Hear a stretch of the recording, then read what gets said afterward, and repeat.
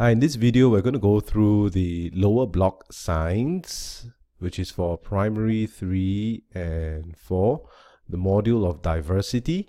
The topic is, so we are going to actually look through the diversity plants and animals exam questions. So these are exam questions that have both plants and animals.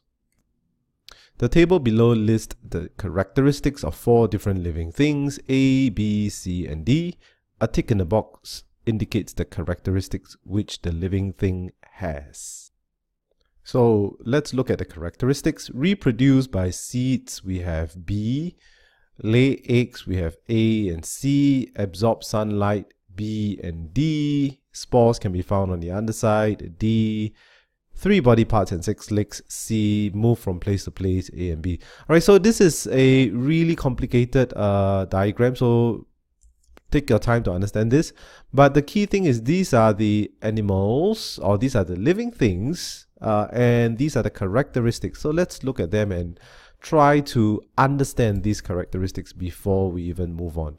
So organism A, or living thing A, lay eggs and can move from place to place. Nothing much we can do about this, but I know it's an animal, all right?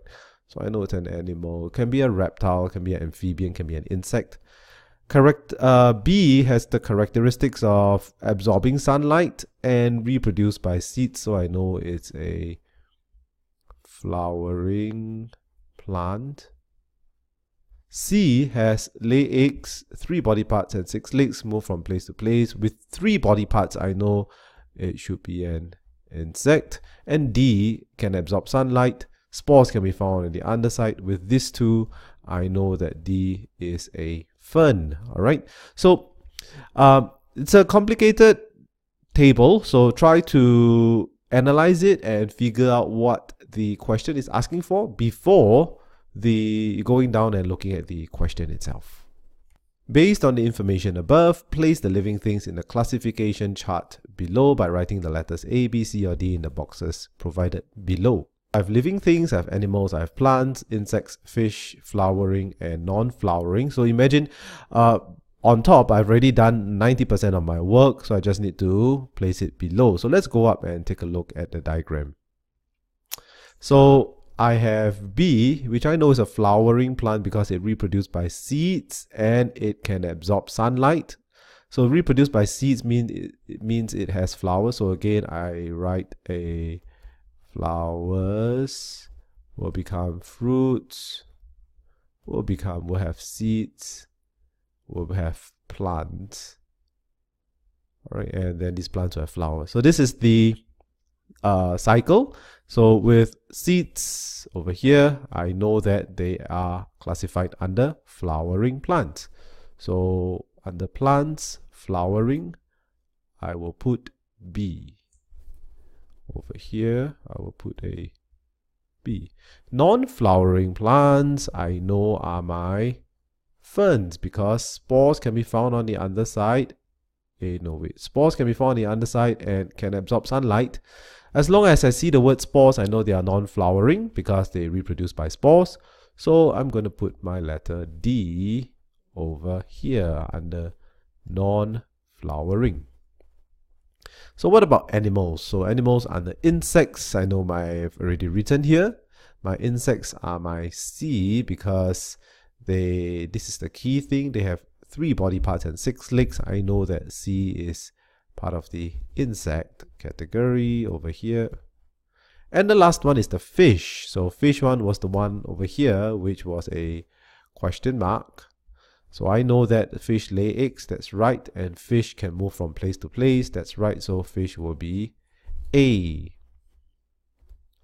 Now C, B, and D are easier because they give very distinct clues as to it being flowering or non-flowering or being an insect. It's only fish that needs a bit of after you've done B, D, and C, then you can do the fish part.